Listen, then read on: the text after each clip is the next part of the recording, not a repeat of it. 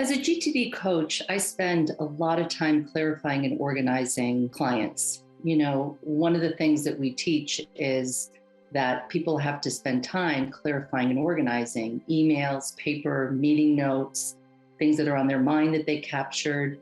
And so a lot of clients like to practice with their GTD coach, the clarifying and organizing.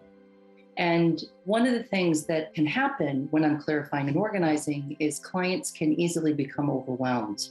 And this happened the other day with a client when we were practicing clarifying and organizing some paper. And the client, all of a sudden, we were clarifying and organizing, and all of a sudden he came across a stack that he had collected over the weekend when he went to visit his dad. And he shared with me that some things had shifted with his dad and that he had some new responsibilities that since our last call wasn't present for him. And he had a couple of sisters. And so he and his sisters got together and realized that probably it was time to take on some of his dad's areas of focus and responsibilities. And so what we were bumping up against in this stack was that.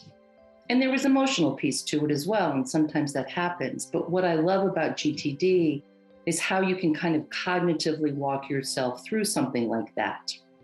And one of the things I learned from David many, many years ago is that if you get overwhelmed by a level, bump up.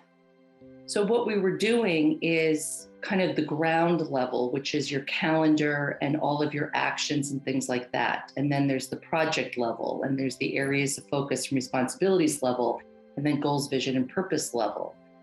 And so as his coach, I thought, okay, wait a minute, let's just take a moment here and take a pause. And I want you to go pull up your areas of focus and responsibility list that we had teased out previously. And we went to Dad. And I said, it seems like since your last review of your areas of focus, he goes, oh yeah, I forgot to look at this list, which happens, right? Because we're so into projects and next actions list that we don't necessarily, either we haven't created it or we haven't reviewed that areas of focus and responsibility list, kind of your job description as well, for a while. And I said, it seems like some things have shifted with your dad. And he goes, yeah. I goes, I have some new responsibilities. I said, well, great, let's add them.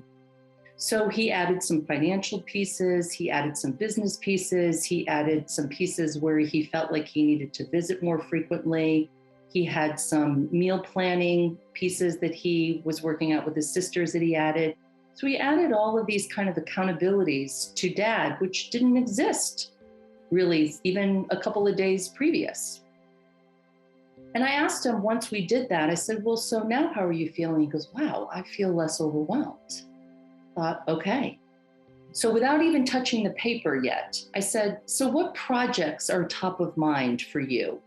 It's kind of what I call doing a targeted mind sweep. So we took a look at the accountabilities, the new accountabilities that he had, and we added some projects. I think he added like 5 new projects, financial projects, the business projects, some food prep projects, and then kind of ad hoc, he thought, I remember I've got to talk to my sisters about these things. So he toggled over to his agendas list and added a couple of things to talk to his sister. And also he needed to talk to his wife about some things. So he toggled over and added some things for his wife. And then we went back to the projects and I said, okay, so what's the next action to move forward each one of these projects?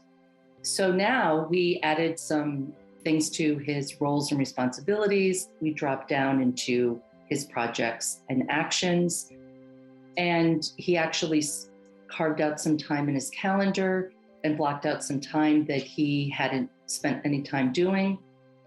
And so then I said, okay, now let's go back and clarify and organize the paper. And we went through that stack of paper that he had collected from the weekend with his dad and his sisters. And it was much easier for him to now clarify and organize it. And that whole exercise with him about his dad was about 25, 30 minutes of very strategic thinking time. Nothing had changed in his world. He hadn't made any phone calls, hadn't talked to his sisters or wife or done the next actions on the projects. But what he did is he got more clarity and in more of alignment into those areas of focus and responsibilities. And so if you find that you get overwhelmed with emails or paper or things that are on your mind, sometimes the best thing to do is just take a pause for a moment and say, what level do I need to visit? And maybe flush out a little bit more and then drop back into the lower horizons. And I think that you'll find that you're going to feel so much more in control and less overwhelmed. And it doesn't take that long to kind of do that strategic thinking.